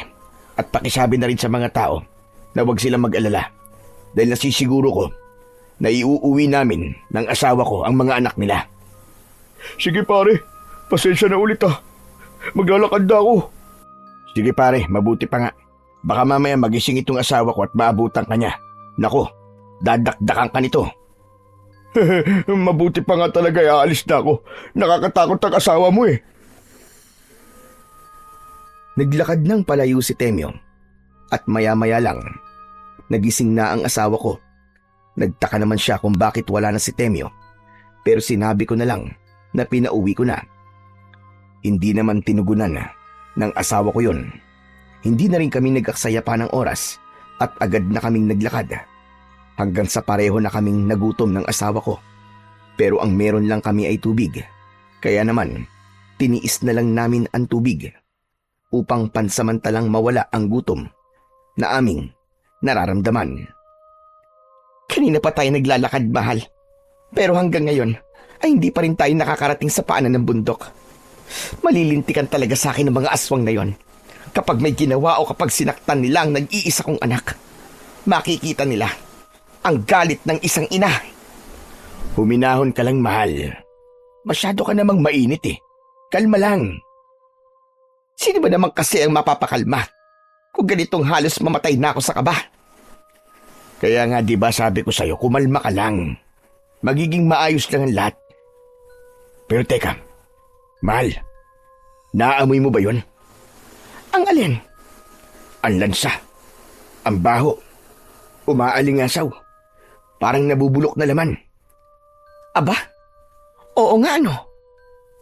Sinundan namin ang naaamoy naming mabaho hanggang sa nakarating kami sa isang malaking kuweba. Doon nakita namin ang parang katawan ng mga batang naagnas na at nakasabit sa labas ng kuweba. Kung hindi ako nagkakamali, matagal na ang mga katawan na yon. Diyos ko, napakawalang kaluluwa nila. Sigurado ako, mahal, na yan na ang kuta nila. Tama ka. Pero anong plano? Papasok tayo. Pero sa amoy na yan, hindi kagad tayo makakapasok. Teka lang. Hinubad ko ang suot kong damit at gamit ang aming matatalim na itak ay hiniwa namin yon. Hinati namin at parehong itinali sa aming pang-ibabang muka na saktong natatakpan ang aming mga ilong. Nagdahan-dahan kami sa pagpasok. Pagdating namin sa loob ay nagulat kami dahil napakalaki nito. Hindi namin kagad nakita ang mga bata kaya nag-ingat kami sa paglalakad hanggang sa umabot kami sa isang malaking bato. Diyos ko, saan nila nilagay ang mga bata? Yan ang aalamin natin ngayon, mahal. Kahit may takip na ang ilong ko, napakabaho pa rin. Naamoy ko pa rin ng bulok. Pambihira. Grabe naman ang ilong mo na yan, Luisa. Napakalakas ng pang-amoy mo. Anong magagawa ko? Hindi mo naman ako katulad eh. Laging barado ang ilong. Tama na. Nandito tayo para iligtas sa mga bata. Hindi para magtalo. Nauna ka eh. Tumahimik kami dahil sa narinig namin ang mga batang umiiyak. Para bang sinasaktan sila. Sinundan namin ng ingay hanggang sa nakita namin ng isang butas na parang pintuan ngunit walang harang. Doon ako biglang kinabahan dahil hindi namin alam kung saan kami magtatago. Kaya bumalik kami kung saan kami nagkukubli kanina. Inintay namin na lumabas ang mga nilalang. At agad kaming pumasok. Ngunit nadatnan namin doon ay ibang muka ng mga bata. Wala dito si Bentot, mahal. Wala nga rito ang anak natin. Paano ba yan? Anong gagawin natin? Sandali lang ha. Mga bata, huwag kayong maingay. Huwag kayong matakot. Hindi kami katulad nila. Pwede bang malaman kung may iba pang mga bata at kung may iba pa silang pinagdalhan? Hindi sumagot ang mga bata. Ngunit may isang matabang bata ang lumapit sa amin. Ibinuka nito ang kanyang bibig. Doon nagimbal kami nang makita namin na pinutulan pala sila ng dila habang ang mga mata naman nila ay puno pa rin ng takot. Diyos ko, mga hayop talaga sila. Mga bata lang kayo. Bakit nila ginagawa sa inyo ito? Mga demonyo talaga ang aswang na yun. Sisiguraduhin kong mapapatay ko kayong lahat. Paano, Lucio? Anong gagawin natin sa mga batang ito? Hayaan mo, mahal. Mahaba pang araw. Hahanapin muna natin si Bentot. Sige. Pero, o ano mga bata? Alam kong hindi niyo ako makakausap at hindi kayo makapagsalita. Pero pwede bang magtiwala kayo sa akin? Tulungan niyo kami. Hanapin natin ang iba pang mga bata. Umupo ang matabang bata at kumuha ng isang bato. Nagsulat siya sa lupa na alam niya raw ang ibang pinagdalhan sa mga bata. Ang sabi pa niya sa amin, mamayang gabi raw, sila na raw ang isusunod na papatayin. Ayon pa sa mga sinulat niya, nakikiusap daw siya na sana ay ilabas namin sila doon dahil gusto pa raw nilang mabuhay. Naluwa naman ang asawa ko at tumango. Walang mamamatay sa inyo rito. Maipapangako ko yan. Huwag kayong mag-alala. Sabayan niyo lang na mataimtim na pagdadasal na sana ay magtagumpay kami ng asawa ko. Luisa, mahal, may mga paparating. Saan tayo magtatago, Lucio? Nataranta kaming humanap ng mapagtataguan. Ngunit pinangunahan ng bata. Binigyan nila kami ng daan na ang ibig sabihin lang ay gagamitin nila ang kanilang katawan upang takpan kami. Hindi naman kami nagpatumpik-tumpik. Agad naming ginawa ang nais nilang mangyari at nang maitago kami ng mga bata ay may isang aswang na pumasok. Mas malaki ito sa mga nakalaban namin. Nakakatuwa naman kayo mga bata. Mukhang napakatahimik nyo yata ngayon. Parang tinanggap nyo na magiging kapalaran ninyo. Huwag kayo mag-alala. Magiging madali lang naman yun. Hindi naman magiging masakit. Hindi na pala kayo nakakapagsalita. Nakakapanghinayang naman. Parang kumakausap lang ako sa isang bato. Aba, sandali. May hindi pamilyar akong naamoy. May iba pa ba kayong kasama rito? Naalala ko nga pala. Napaka-imposibleng mangyari nun. Akala ko ay aalis na kagad ang aswang na yon. Ngunit nakita niya ang mga nakasulat sa lupa. Ano ito? Anong ibig sabihin ng mga lingwaheng yan? Sabihin niyo sa akin kung ano. Ay, oo nga pala. Nakalimutan ko. Hindi nga pala kayo nakakapagsalita. Nakakapanghinayang. Pero kung ano man yan, baka hindi naman importante. At bago nga pala ako umalis, at bago rin kayo mamatay lahat, gusto kong ibigay sa inyo ang pangalan na huli niyong matatandaan bago maputol ang inyong mga buhay. Ako si Arbas. Tandaan niyong pangalan na yan. At dapat hanggang sa huli niyong hininga. Tandang-tandaan niyo yan. Mag-ingay kayo! Mag-ingay! Hindi ako sanay sa katahimikan ninyo! Sa isang maliit na pwesto, nakikita namin ang itsura ng aswang na yun. Doon ay kumuha siya ng isang latigo at pinaghahataw yun sa mga bata, dahilan upang mag-umpisa silang mag-ingay. Grabe na ang awang nararamdaman namin ng asawa ko. At kung titignan sa mga mata ni Luisa, halata ko dito na galit na siya. Ayan, ganyan nga. Mag-ingay kayo. Umiyak kayo. Matapos lang ang ilang sandali, ay lumabas na siya nang tumatawa. Umalis na rin kami sa likod ng mga bata at kitang-kita namin sa kanila ang sakit na kanilang naramdaman sa bawat latay na kanilang natamo. Hayop na arbas na yon. Kapag nalaman ko talagang ginaganito niya rin ang anak ko, sisiguraduhin kong matalag niyang walang latay. Ayan ka na naman, mahal eh. Kumalma ka lang. Di ka makakatulong kung palagi nalang mainit ang ulo mo. Puro ka nalang hinahon.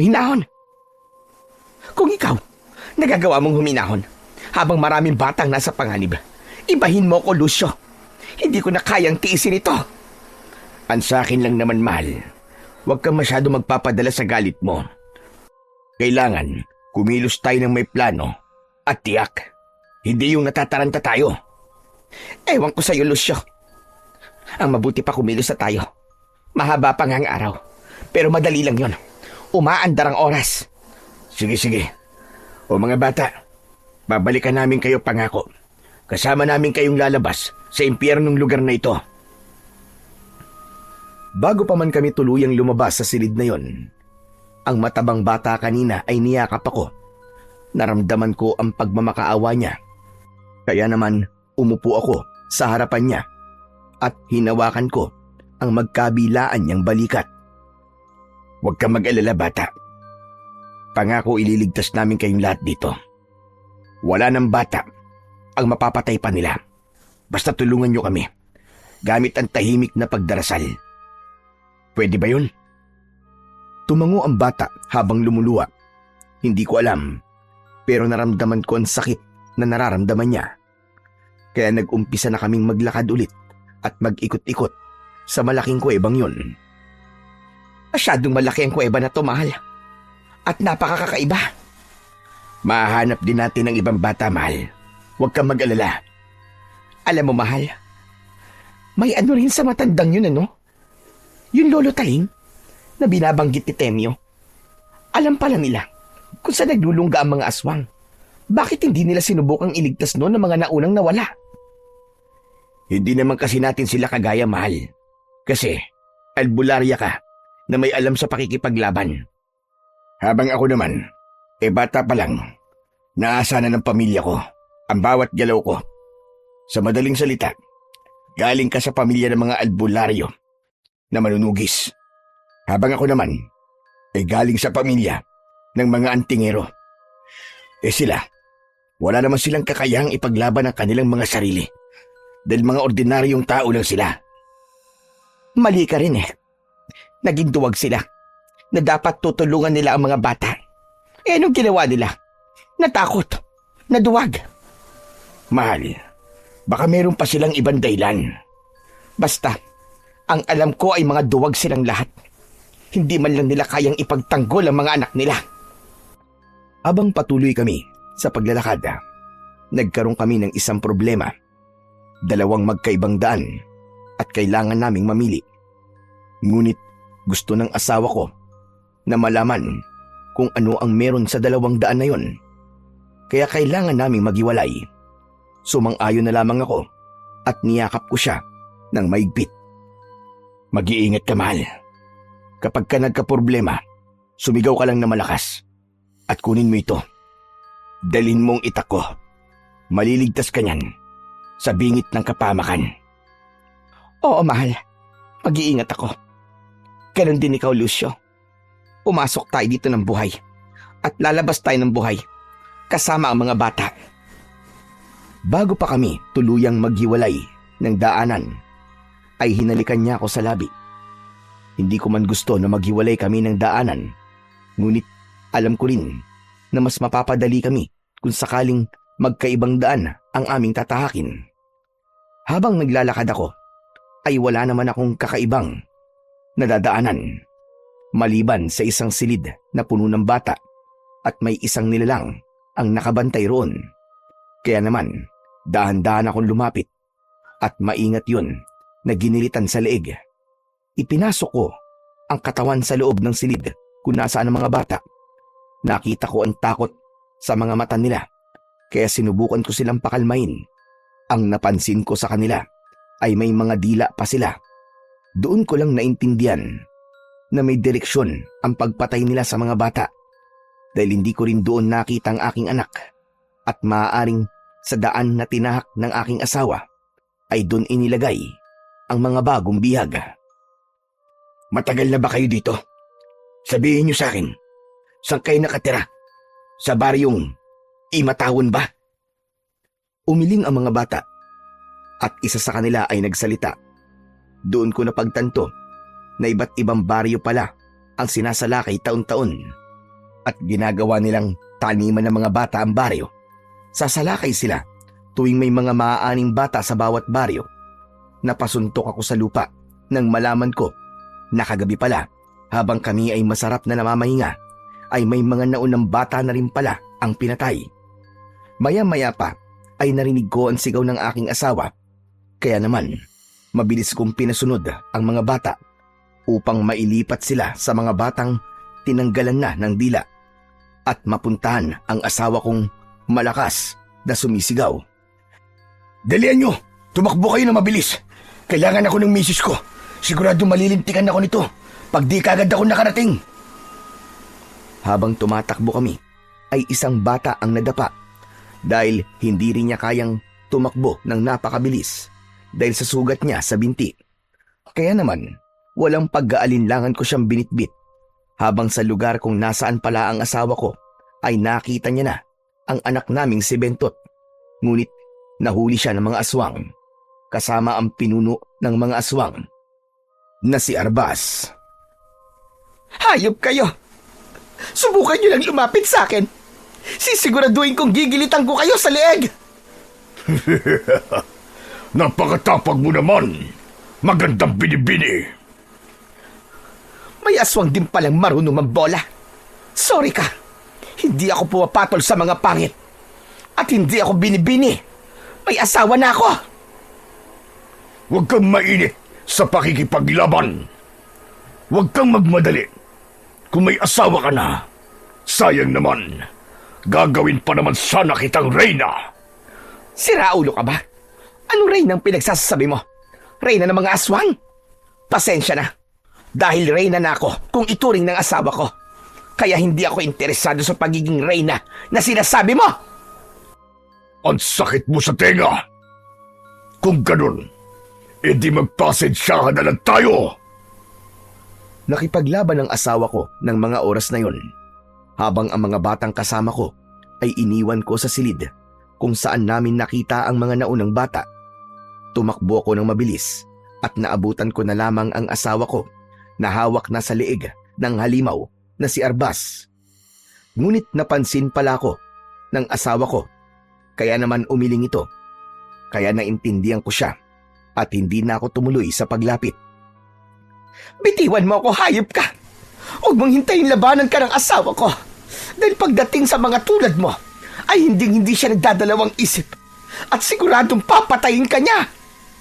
Huwag mong masyadong ipagmalaki ang asawa mo sa akin. Dahil wala naman siya rito para iligtas kayo. At kahit na anong sabihin mo, sigurado namang wala din siyang magagawa. Dahil sa lugar na ito, ay ako ang Panginoon. At ako lang ang makapangyarihan. Ako lang at walang sino man ang kakayanin ng kapangyarihan na meron ako. Kung akala mo ikaw lang ang pinakamalakas sa lahat, nagkakamali ka. Huwag mong masyadong pairali ng pagiging mayabang mo. Dahil ang amang lumikha, ang pinakamalakas sa lahat at wala nang iba.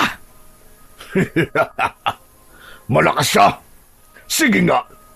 Humingi ka nga ng tulong sa kanya ngayon. Iharap mo sa akin ang Diyos na sinasabi mo. Sige, iharap mo. At lalabanan ko siya. O ano? Wala kang maiharap, di ba? Nasaan ngayon ang Diyos na sinasabi mo? Iharap mo siya! Iharap mo! Oh, wala di ba? Dahil hindi siya totoo. Hindi siya totoo! Hindi ko alam kung bakit patuloy lang kayo sa pagsamba sa kanya. Samantalang, hindi niyo naman siya nakikita at nakakasama at hindi pa pinakikinggan ang mga dasal ninyo. Dahil hindi ka na ng Diyos, sa bawat galaw naming mga nananalig sa Kanya, ay sinasamahan kami ng Kanyang diwa. Maghintay ka lang, dahil iba kumilos ang Panginoon. Iba siya kung magparusa, at nasisigurado ko na ibabalik ka niya sa impyernong pinanggalingan mo at magsasama kayong dalawa ng tatay mong si Satanas. Kung kanina ay natutuwa pa ako sa'yo dahil sa angkin mong kagandahan. Ngayon, sobra na akong naiirita dahil sa bibig mong madada. Bitiwan mo nanay ko! Bitiwan mo siya! Nagulat ako sa ginawa ng aking anak dahil pinulot niya ang itak na nabitiwan ng kanyang ina at inihataw yon sa kamay ni Arbas na gamit niya sa pagsakal. Dahilan upang bumaon yun ng pagkalalim-lalim. Hayop ka, bata ka! Hayop ka! Papatayin kita! Uunahin na kita! Sinipa ni Arbas ang aking anak sa dibdib. Dahilan upang tumilapon ito at magpagulong-gulong. Hindi ko naman na nagustuhan ang kanyang ginawa at mabilis na akong lumapit sa kinaroroonan nila. Mga bata! Sige na, tumakbo na kayo! Sabihan niyo mga bata sa uling silid ng kuwebang ito. Bilisan niyo! Tumakbo na kayo! Luisa! Mahal ko! Kaya mo pa man tumayo? Oo, mahal. Pero ang anak natin... Bitbitin mo na si Bentot. Ilabas mo na mga bata sa kuweba. Iuwi mo silang lahat. Ako nang bahala rito. Pero, paano ka? Kaya ko na ito, mahal. Magtiwala ka sa akin. Hindi ako pababayaan ng Panginoong Diyos. Kayang-kaya kong patayin ang demonyong ito. Nang mga sandaling yon, mabilis nang kumilos ang aking asawa. Binitbit niya ang aming anak na si Bentot na nawalan ng malay dahil sa ginawang pagsipa ng hayop na si Arbas. Kaya naman, pinulot ko ang itak na ginamit ng aking anak at tumayo ako sa harap ng aswang habang hawak-hawak ang kanyang kamay na nagdurugo dahil sa ginawang pag-atake ng aking anak. Ikaw pala ang sinasabi ng babaeng yun. Wala naman akong nakikitang espesyal sa iyo. Malaki lang ang katawan mo. Pero hindi ka pa rin uubra sa akin. Huwag kang masyadong mayabang, hayop ka. Dahil hindi mo pa ako nasusubukan. Makikita mo ngayon kung sino ang hinahamak mo. Matapang! Matapang ka, lalaki! O kayo, ano pa bang ginagawa yung mga damuho kayo? Habulin niyo ang mga batang nakawala! At kung manlaban sila, ay patayin niyo at lantakan. Lalong-lalo na ang babaeng asawa nito. Kung gusto niyo, pagsawaan niyo muna bago niyo kainin. Iilan lang ang mga aswang na humabol sa mag-ina ko at sa mga batang aming napakawalan. Dahil ang iba sa kanila ay mabilis ko ring napatay. Iilan lang din ang naiwan sa tabi ng pinunong si Arbas. Ilang sandali lang. Ang sugat kanina ng halimaw na aking kaharap ay mabilis na naghilom. May pagkademonyo ka nga, hayop ka. Dahil kung makikita, ang bilis lang ng paggaling na sugat mo. Sige, lumapit kayo mga aswang! Lapit! Mga diablong buwang kayo! Umatake sa akin ang mga alagad ni Arbas at wala namang kahirap-hirap at madali ko lamang silang napatumba. Doon ko napagtanto na ginamit lang pala ng aswang na si Arbas ang kanyang mga alagad upang mapagaling ng lubusan ang kanyang sarili. Hanip pinabilib mo ko. Kahit pala bubugok-bugok kang mag-isip, ay may tinatago ka rin palang katalinuhan. Hindi ko alam kung matutuwa ako Pero sa ginawa mo sa anak at sa asawa ko, ay hindi ko yung mapapalampas. Kahit patanungin mo ko o hindi, ipapaalam ko pa rin sa'yo na hindi ko nagawang saktan o pagbuhatan ng kamay ang aking mag-ina. Tapos ikaw, sinakal at sinipa mo lang sila. Magbabayad kang hayop na aswang ka. Napakabuting asawa mo naman at tatay. Nakakaingit. Pero kung pagbabayarin mo ko, huwag mo kong patawanin, Gunggong. Dahil kung may mamamatay man dito sa kuwebang ito, ikaw yun at wala nang iba pa. Ako na ang unang umatake.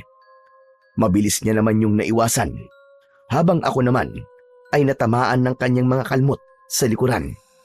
Dahilan upang mamilipit ako sa sakit. Hindi pa siya natuwa dahil pagharap ko ay mabilis niya akong sinipa sa sikmura. Dahilan upang tumilapon ako. O ano? Napakarami mong sinasabi kanina. Napakadaldal mo. Yung pala, wala ka naman palang ibubuga. Hanggang diyan ka na lang. Ngunit akala niya ay ganun-ganun lamang yun. At natalo niya na ako. Habang mabagal siyang lumalapit sa akin, ay mabilis akong umusal ng isang orasyon. Kaya nang akmang hahawakan niya na ang aking leeg, ay mabilis kong isinaksak ang isang itak sa kanyang leeg. Binitiwan ko yun at nanlaki naman ang kanyang mga mata dahil sa pagkabigla. Hindi na rin siya makapagsalita dahil sa lalim ng pagkakabaon ng itak sa kanyang leeg. Kung akala mo, ay palalampasin kong ginawa mo sa akin pinakamamahal na mag-ina. At wala akong maibubuga. Nagkakamali ka, Diablong Buang. Dahil gagawin ko ang lahat para sa kanila. Kaya heto, para sa ginawa mong pagkuha sa mga bata, kasama na ang anak ko! Isinaksak ko ang itak na aking hawak sa kanyang dibdib at pinagdiinan pa yon ng paulit-ulit. Dahilan ng pagbulwak ng itim na likido sa kanyang bibig. At ito naman, para sa ginawa mong pananakit sa aking mag-ina! Hayop ka! Binunot kong muli ang itak at malakas ko yung inihataw sa kanyang leeg. Dahilan upang maputol ang kanyang ulo. Bumulwak ang dugo sa leeg nito. Hayop ka, Diablong Buang ka! Maraming taong kang nagasik ng lagim. Marami kang batang pinahirapan at pinatay. Ngayon, bumalik ka na sa impyernong pinanggalingan mo. Iniwan ko ang katawan ni Arbas habang ang ulo naman niya ay binitbit ko. Lumabas ako sa kuweba at naabutan ko roon ng aking mag-ina at ang iba pang mga bata. Nakita ko rin ang ibang alagad ng pinunong si Arbas na wala ng buhay at nalaman kong ang mahal ko palang si Luisa ang siyang may gawa nun. Napatay niya ang humabol sa kanilang mga aswang. Ayos na. Tapos na, mahal ko. Tapos na ang matagal na paghihirap ng ating baryo. Magiging ligtas na ang mga bata. Payapa na ulit silang makakapaglaro. Hindi mapigilan ng mga bata ang magsaya. Kasama na doon ang aking anak na tumakbo pa sa akin at niyakap ako ng maigpit. Lumapit naman ang matabang batang kanina na tumulong sa amin. Kahit hindi na siya nakakapagsalita, ay alam kong labis-labis ang kanyang pagpapasalamat. Lumuluha ito na niyakap din ako. Hindi naman kami nagtagal sa lugar na yon at mabilis din kaming lumabas sa kakahuyan. Nang makalabas kami, ay naghiwa-hiwalay na rin kami. Niyakap uli kami ng mga batang iniligtas namin at ng batang mataba. Hindi na namin nalaman ang kanyang pangalan dahil hindi nga ito makapagsalita. Bumalik kami sa aming baryo. Naabutan namin doon ang mga tao. Nang makita nila na kasama na namin ang mga bata, ay mabilis silang lumapit at nagpasalamat. Doon, ipinakita ko ang ulo ng aswang na agarban na si Arbas at sinabi ko sa kanila na malaya na sila sa takot, na hindi na sila mangangamba, na baka mawala sa kanila ang kanilang mga anak. Dahil sa aming ginawa, nangako sila na buong puso silang babalik sa pananalig sa Panginoon. At doon ako natuwa dahil unti-unti na naming nakakamit ang aming misyon na ibalik ang pananampalataya ng mga tao sa Panginoong Diyos sa baryong yon. Kasama na doon ang matanda na si Apo Taling. Humihingi ako ng tawad sa inyo dahil sa ginawa kong paninisi sa inyo. Kayo pala ang tatapos sa kasamaan ng mga aswang na ilang taon nang namemerwisyo sa baryong ito. Nangangako ako na tutulong kaming lahat sa paglilinis ng simbahan. Babalik ako sa pananalig sa ating buong lumikha. Wala na ho sa amin yun, Apo Taling. Ang mahalaga po, nabalik na po ang pananampalataya niyong lahat sa Panginoong Diyos. Dahil kapag may pananalig, ay walang imposible. Habang tayo ay nabubuhay, nakasama ang paniniwala sa Kanya, ay laging may pag-asa. Sa kasalukuyan, ay masaya na kaming namumuhay at alam kong hindi na nawala muli ang pananalig nila.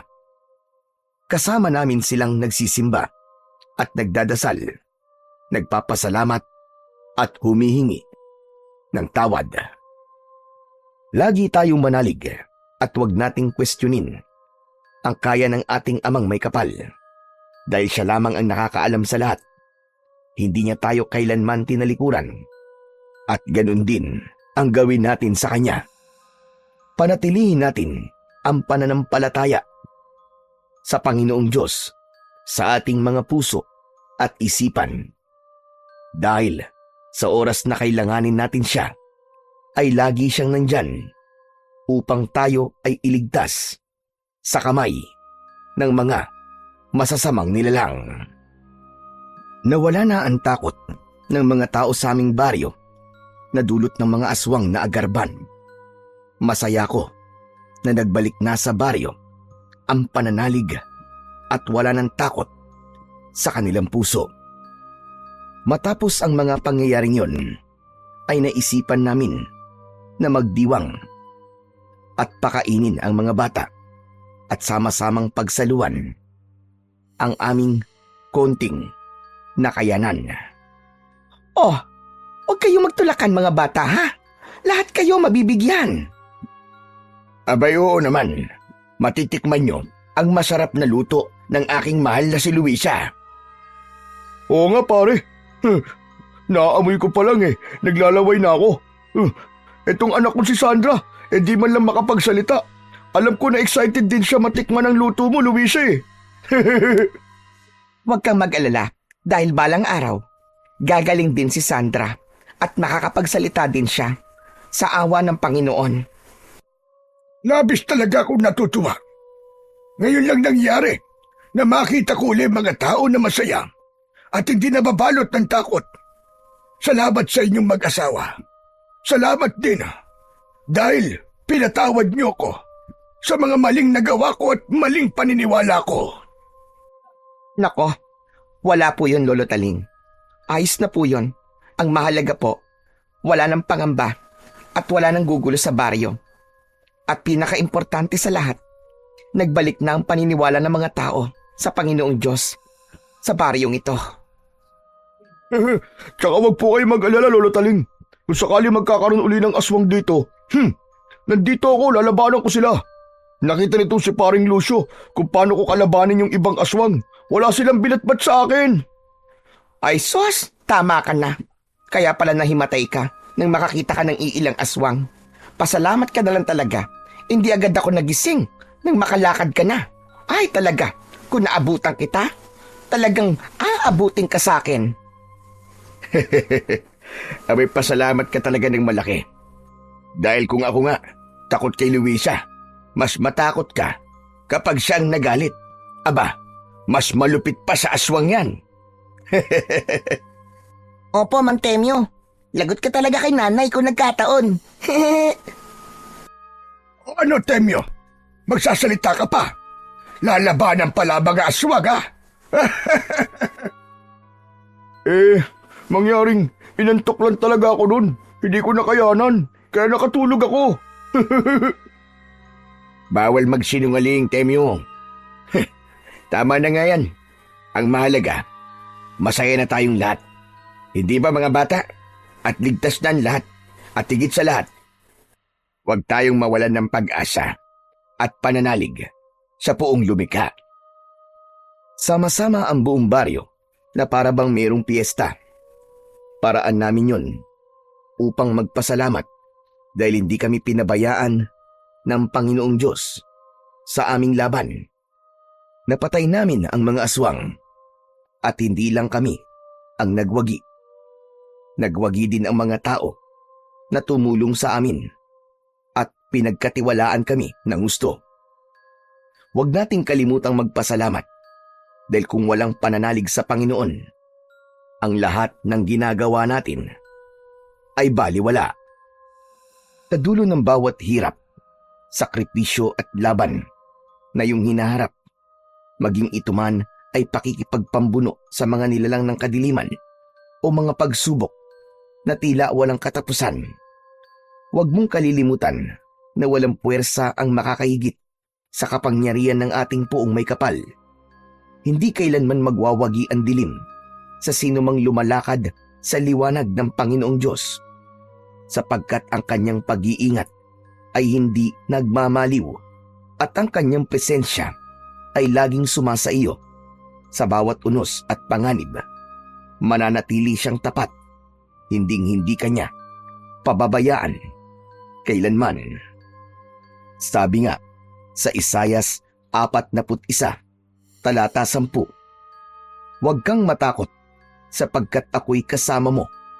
Huwag kang manglupaypay sapagkat ako'y iyong Diyos. Palalakasin kita, tutulungan kita, at aalalayan kita ng aking matuwid na kamay. Hanggang dito na lamang po. At maraming salamat po sa inyong pakikinig.